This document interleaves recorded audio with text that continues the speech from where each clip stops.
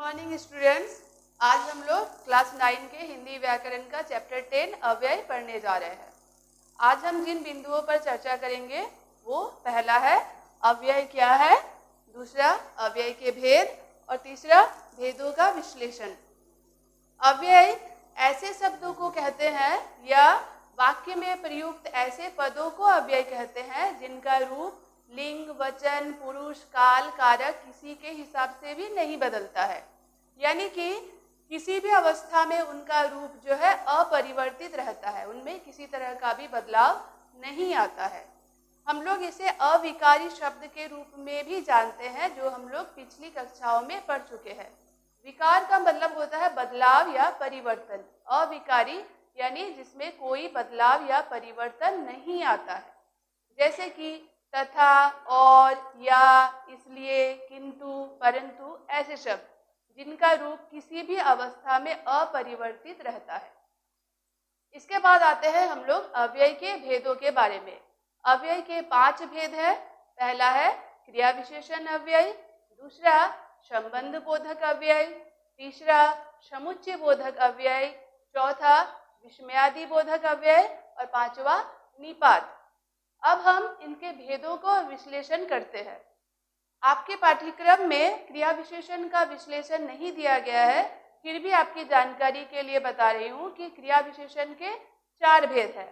पहला है रीतिवाचक। रीति यानी तरीका या ढंग, यानी कोई क्रिया कैसे हो रही है, कैसे हुई है। क्रिया विशेषण जैसे कि नाम से ही पता चल रहा है, यहाँ पे 2 शब्द है, क्रिया और विशेषण, यानी क्रिया की विशेषता बताने वाले शब्दों को क्रिया विशेषण कहते हैं।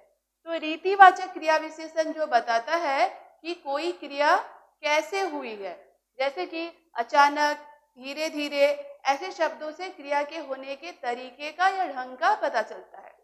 दूसरा क्रिया विशेषण है कालवाचक। काल यानी समय, यानी जिन शब्दों से क्रिया के होने के समय का पता चलता है उनको कालवाचक क्रिया विशेषण कहते हैं, जैसे कल, अभी। फिर आते हैं हम लोग क्रिया विशेषण का तीसरा भेद जो है स्थानवाचक। स्थान यानी जगह, यानी क्रिया किस जगह पर हुई। जिन शब्दों से क्रिया के होने के स्थान का पता चलता है उनको स्थानवाचक क्रिया विशेषण कहते हैं, जैसे यहाँ, पास, ऐसे शब्द।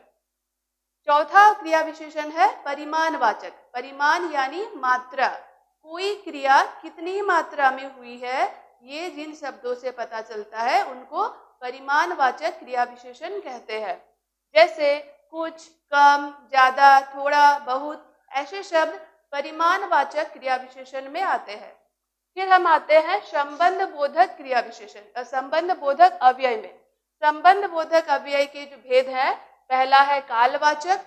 कालवाचक के पीछे, जैसे कोई काम किसी के पीछे हुआ हो या किसी के आगे हुआ हो, ऐसे शब्दों को कालवाचक संबंध बोधक अव्यय कहते हैं। यहाँ एक बात और जो ध्यान देने की बात है कि संबंध बोधक क्रिया विशेषण के कई भेद है जो क्रिया विशेषण अव्यय से मिलते हैं, जैसे कि कालवाचक, स्थानवाचक। पर संबंध बोधक और क्रिया विशेषण में अंतर यह होता है कि क्रिया विशेषण अव्यय के शब्द क्रिया की विशेषता बताते हैं, जबकि संबंध बोधक क्रिया अव्यय जो है वे संज्ञा के पहले लगकर उसकी विशेषता बताते हैं। जैसे कि पीछे का प्रयोग या आगे का प्रयोग हम लोग कालवाचक क्रिया विशेषण में भी करते हैं, पर वहाँ क्रिया की विशेषता बताने के लिए करते हैं। पर संबंध बोधक में हम यहाँ संज्ञा के पहले करते हैं, जैसे राम के पीछे श्याम खड़ा है। यहाँ इसकी पहचान है कि यहाँ विशेषण शब्दों के पहले या अव्यय शब्दों के पहले के, का या की या से ऐसे शब्द लगे हुए रहते हैं, जो कि संबंध बोधक अव्यय की पहचान है।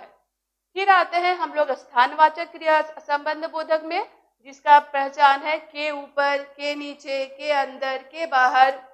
फिर आते हैं दिशा सूचक। दिशा यानी जहाँ पे कोई अव्यय जो है किस दिशा को दर्शा रहा है ये पता चलता है, जैसे की ओर, की तरफ, ऐसे शब्द।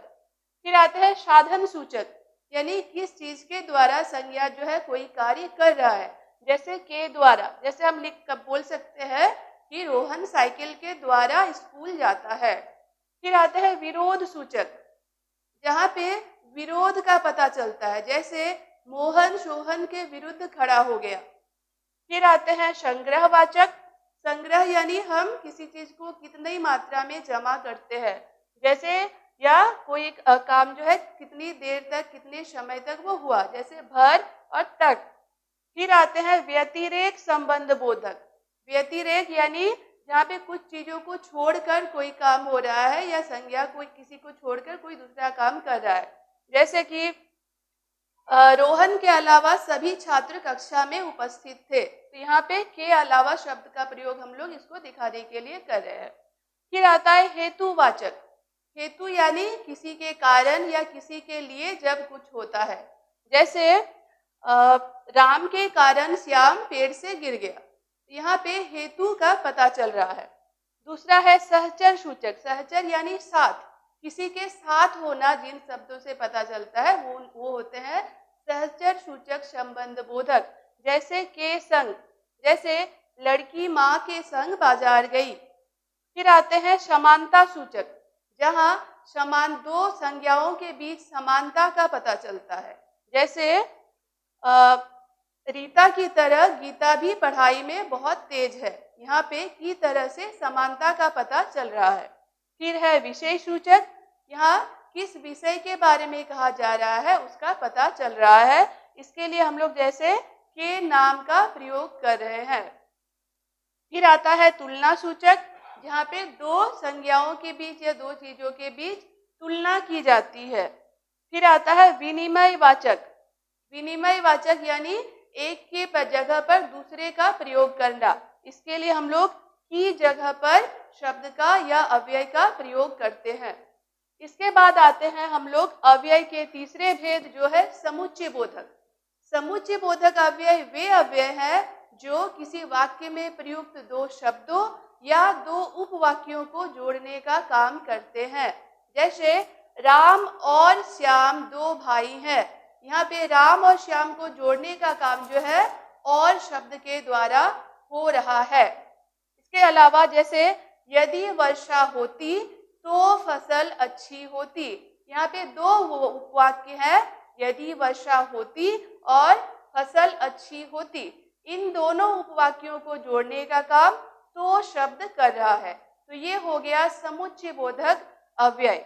फिर आते हैं हम लोग विस्मयादि बोधक अव्यय में।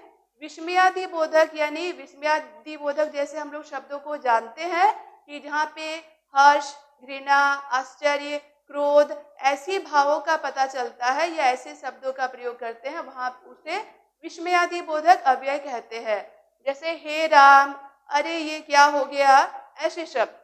फिर आते हैं हम लोग निपात।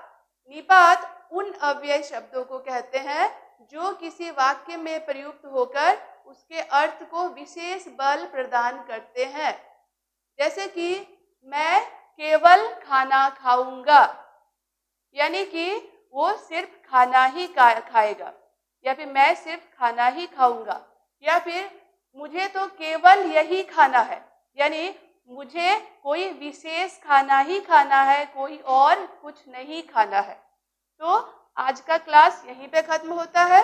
अगर कोई भी समस्या हो तो आप लोग असाइनमेंट में दिए जाने वाले नंबर से मुझसे कांटेक्ट कर सकते हैं। Thank you.